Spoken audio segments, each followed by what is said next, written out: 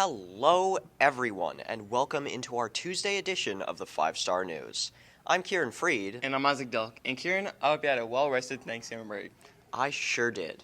But what about you? I guess you could say that. It was a bunch of filming for basketball, but all in all, it was pretty good. Good to hear. And now let's get the show moving with some school announcements in What's Up Heritage with me and Brody Morrison.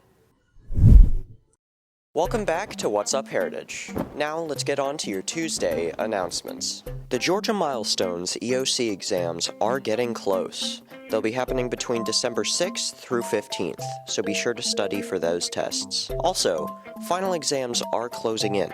They'll be happening on December 18th and 19th for people who aren't exempt from their classes, so make sure you're passing. Oh yeah, and the Snowman Slam Boys Volleyball Tournament will be happening this Thursday, November 30th. Admission is $3, so come out if you can. Now let's get on to the weather with our weatherman, Brody Morrison. Thanks, Kieran. And now, let's get on to the weather.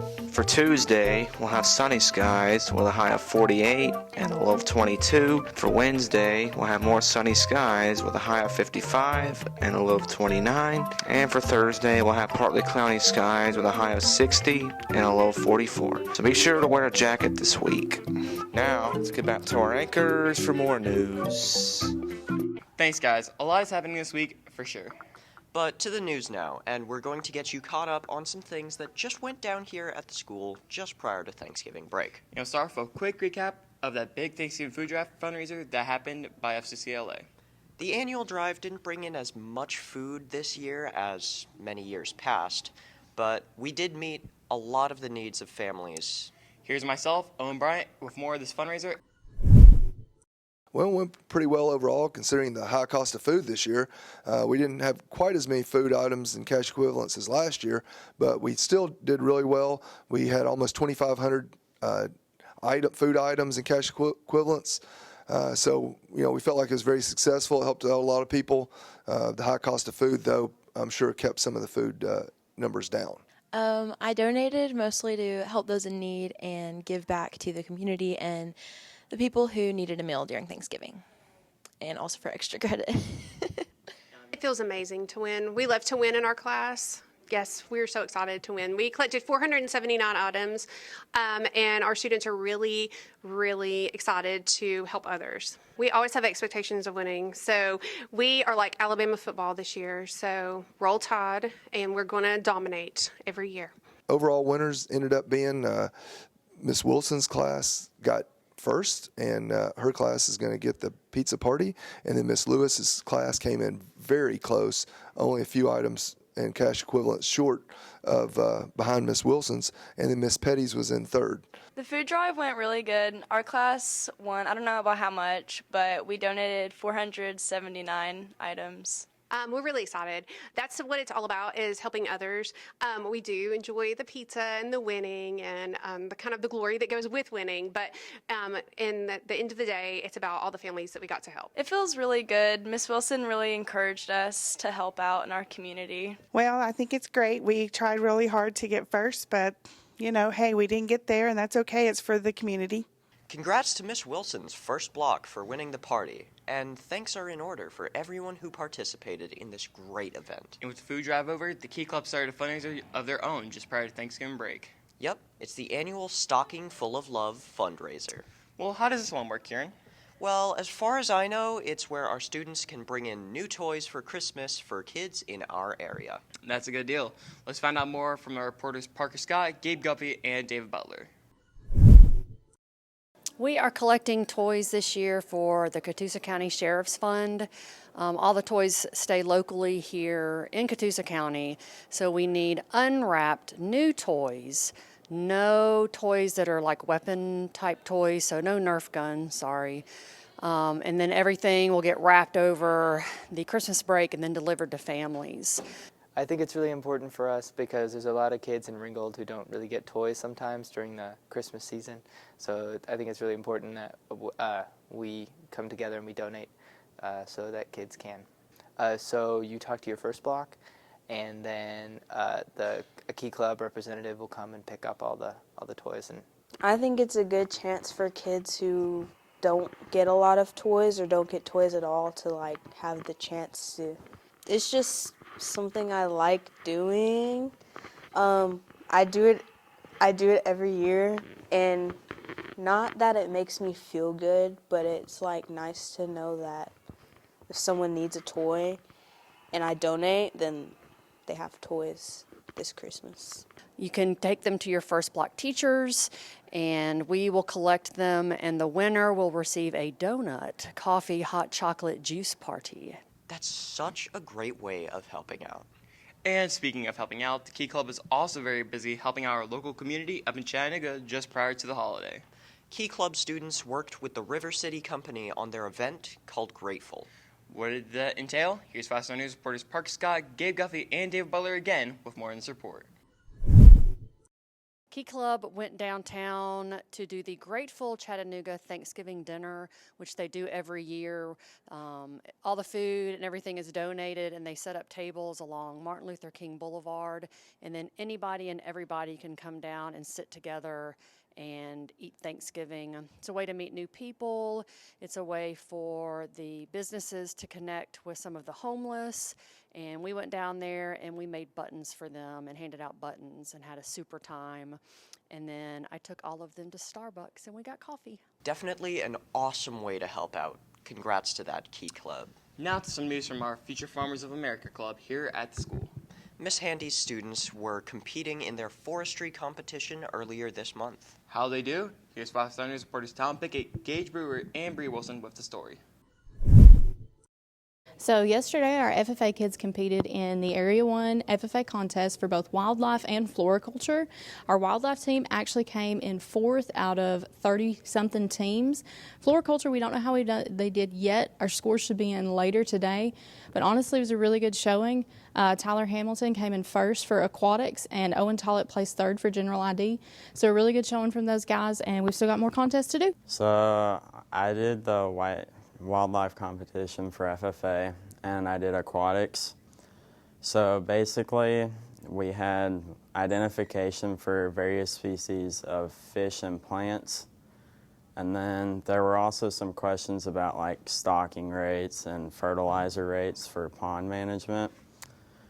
I got 1st place. The competition wasn't that bad, and it was pretty decent, I would say. Time for a break now, but stick around for sports. Yep, we'll have recaps of our basketball teams and their Thanksgiving tourneys. And we'll preview their games tonight versus Lakeview as well. Stay with us. Sports is next. The blood drive will be this Friday. Some of the requirements you have to be 16 years old. We'll give you a consent form when you sign up for the blood drive. We will need it back the day of the blood drive for you to give blood. You have to be 110 pounds. So this Friday, the blood drive is going to be a big one, and you'll see our sign-up tables are outside of the media center, and one of the people who are sitting at our table will be happy to sign you up. One of the reasons to donate is to get this cool little cord right here, or this one. You'll earn those cords from how many times you donate. So if you donate, if you get 6 points, you'll get the red single cord, and if you donate with 10 points, you'll get this double cord. If you have questions about the point system, feel free to ask me or any of the other officers or Miss Henley. Another reason is because all of the blood that you donate here will stay local in our community and save lives here. So it may help somebody that you know personally, or maybe not, but it's somebody who's here in our community.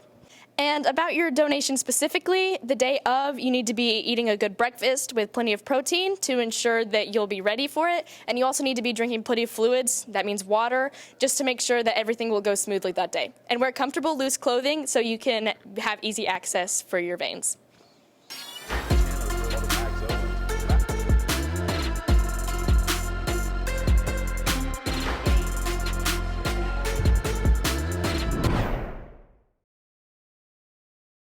Welcome into sports, everyone. Evan Wingrove here. And Skylar Grant here. And Evan, we have basketball and wrestling for everyone today. Sure do, Skylar. And we'll start with the round ball.